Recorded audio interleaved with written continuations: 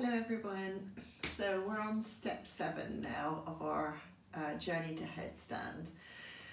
So as we saw yesterday, we are starting to really focus on the legs up towards the ceiling, and we're getting a lot more core strength, a lot more shoulder strength, upper back. The neck is getting stronger as well because we have worked so much on the balancing aspect. So the next, I mean, it hasn't been 7 days, right? It's probably been weeks,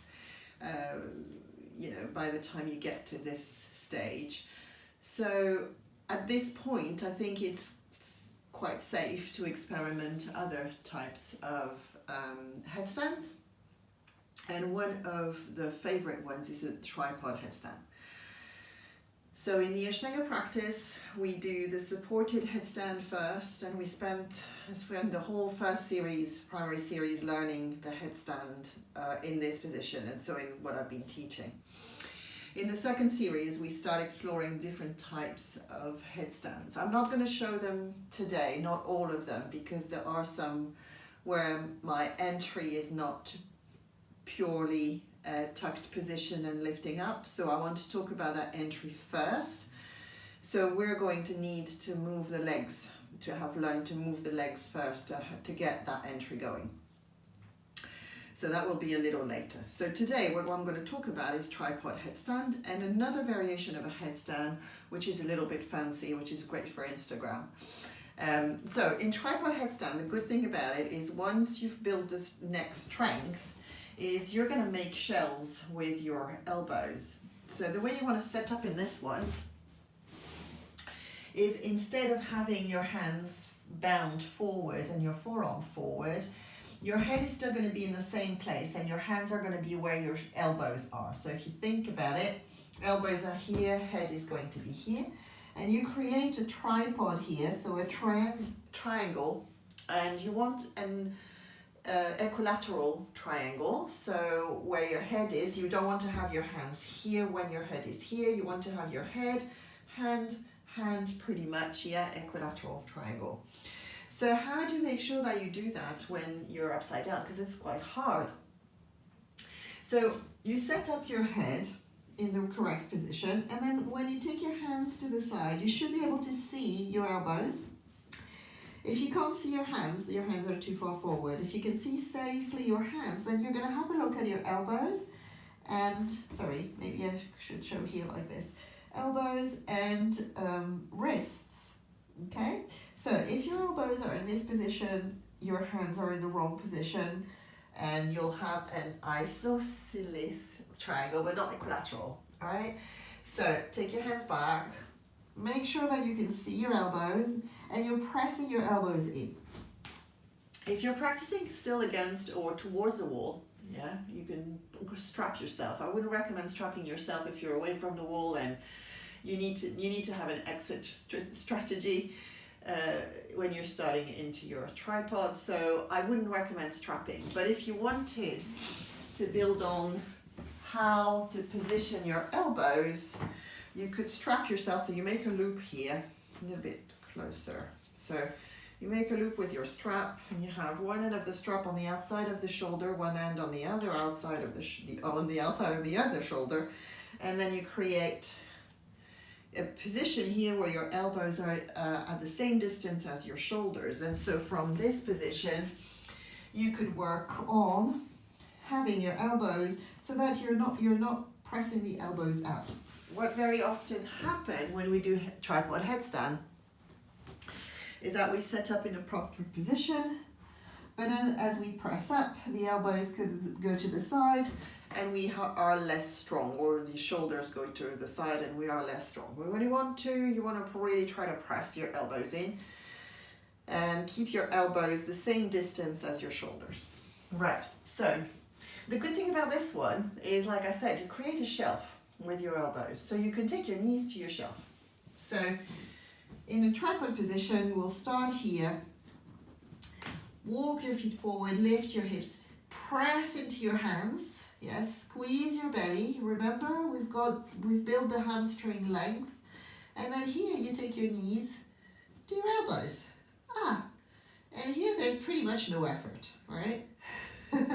I mean, the effort is just to keep your elbows in, because if you open your elbows, your knees will drop and you'll fall to the floor. So once you're on your elbows, I would not recommend lifting one leg and then the other, but rather to find the strength in the core and also find out how it works for your head and your neck, because there's going to be more pressure on your neck here and more pressure on your head. Remember, in our supported, we're really pressing with all this, and so there's minimum weight on your head. Here, you're pressing with your hands. You'll see, and when I start doing it, my arms are going to start shaking. So you're really pressing with your hands on the floor, but we've got a lot more weight onto the head, onto the neck. So if that doesn't feel good for you, don't do it. Just stick to supported headstand until this one feels good, or you don't have to do it ever, all right? You never have to do anything in yoga. So once you've built the strength in your neck and in your and you're comfortable on your head, we're going to put a little bit more pressure yet by lifting the knees off the elbows. So what you would do here, you would go here, take your knees to your elbows, and instead of lifting one leg and then the other, what you're going to try to do is press into your hands, use your belly, and find your tucked position. And then from here, you can come back to your elbows. You can go back to a crow position or not. Come back like I just did. So yeah, once you build this and you find how, if you like, being totally on your head at this point, because once you're balancing with your tuck position, so any kind of headstand, I would still follow the step-by-step that I gave you, which is basically going into a tucked position, then lifting the knees up towards the ceiling, and then lifting the legs up towards the ceiling.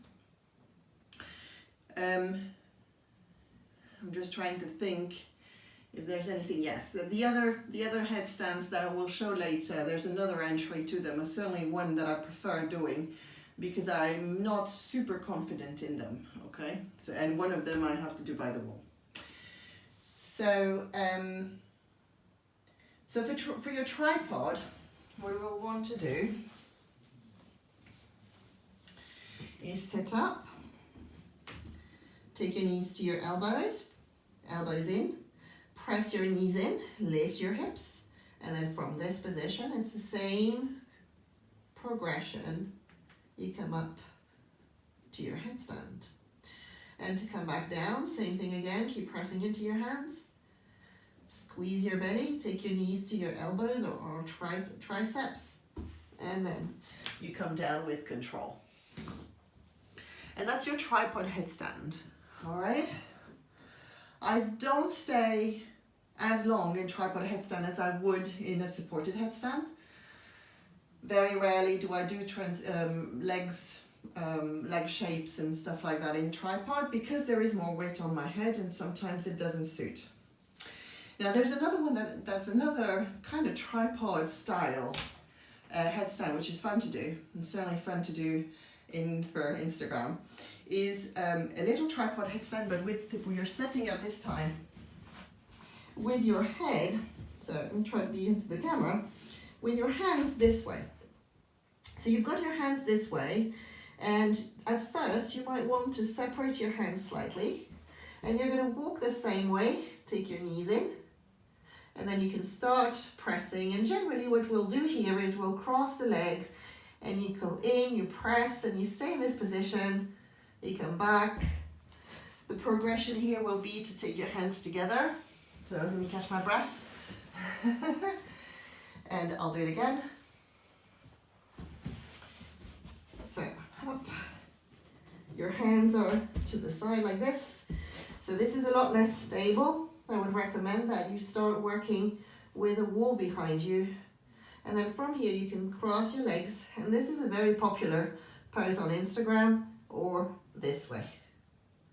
Okay? All right. So again, there's more pressure on your head at this point. And the fact that your hands are in this way rather than pressing down, so pressing down will be easier than being in this position. But if you're working by wool, it won't be too much of a problem. And if you stay tucked in, again, you know, you don't have the risk of extending your legs. It's a lot less stable, so try it by a wool first. You've acquired a good amount of strength in your core anyway, so it should be feasible. And just have fun with it, all right? So have fun with your tripod, have fun with this one. So this is more fun than anything. It's not very traditional. Tripod is more traditional because it's in the Ashtanga practice, and you'll see it quite often, yeah? And a lot of people prefer tripod for balancing. They feel more safer in tripod than in the first one, the supported one. For me, supported, I've learned it so long ago, and supported feels a lot better than in tripod headstand. Try it, see what happens, see if you prefer it, and learn to love it, all right? I'll see you tomorrow for step 8. So at this point, we're starting to get a little scary. All right, see you tomorrow.